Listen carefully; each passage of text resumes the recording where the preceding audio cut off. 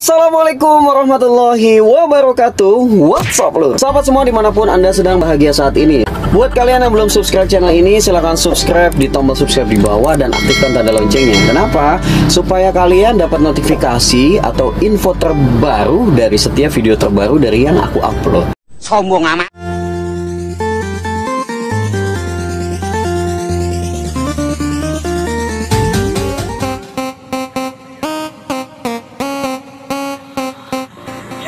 Dek Mariam dengan Dek Leza tu. Dia padak dia dengan sekolah pagi. Garing. Alah.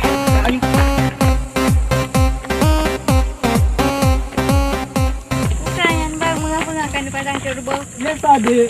Super bunga. Nak sehat bacu. Dek. Mana jak? Ada bang, baru lumai dek. Aku dah kesal lepas 52 dek. Bukan ya bang. Hai lama ya. Kalau tidak bang dek.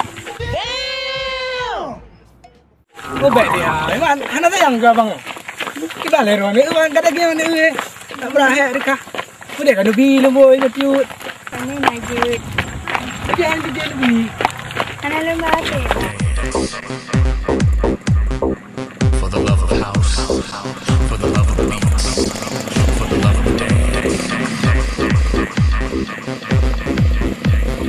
All of us here together, strictly for the love of house.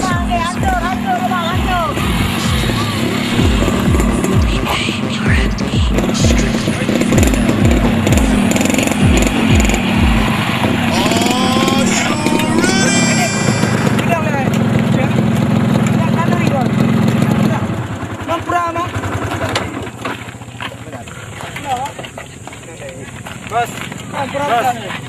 Nyai. Kan putra ler kan. Ini mau pura kan. Hai ji lah baru kenalan nak yo. Kenalan kau. Tolong kau. Ini mana nak duri nak berkenalan. Ada banyak orang jumpa lagi. Yan berkaturi Maria yan tunangan long. Kaya mana nak pulong ang kanya mereka bergaharan ni. Kada pul.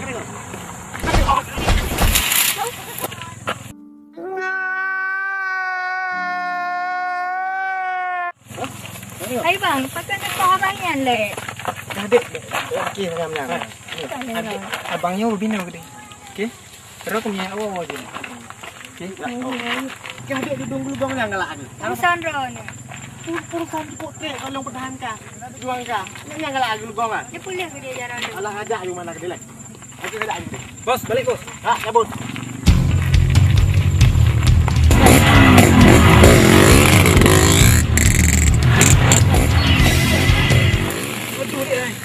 Mau buat apa dia? Itu sakit bang. Bukan dia. Nak binaro ke dia? Maka tiba dia rata dia boh. Antam mereka nak aku tu merah haji lagi dia. Ngaku lah dek nak kau ai kedai nunggu ai boh. Hai urusan dia tak sakit ke badan kau dia boh. Ayo boh. Nanti mana berpuak lah. Jep bang. Yeah.